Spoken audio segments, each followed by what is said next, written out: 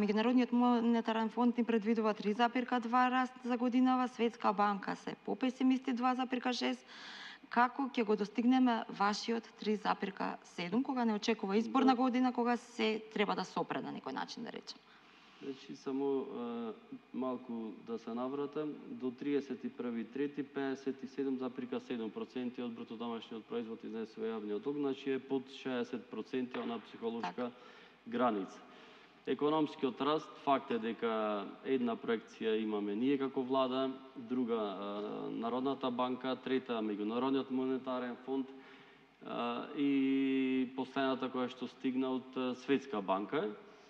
Ние сме убедени во политиките кои што ги водиме како Министерство за финансии, како влада, економскиот тим на владата, силно се подпираме на инвестицијскиот циклус, кој што и покрај сите проблеми со кои што се соочуваме, ќе го успееме да го реализираме.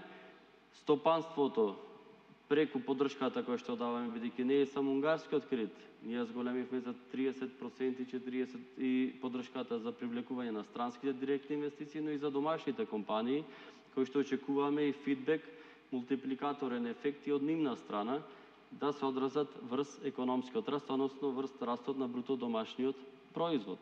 Сите тие параметри ќе допринесат во реализација на проекцијата од 3,7%. Од некои министри кои што работат баш со овие патните инфраструктури, железниците, така натаму, се убедени повеќе од 3,7%, но го оставиме во овој момент дека ќе биде оваа проекцијата. ММФ ни е поблиску со проекцијата.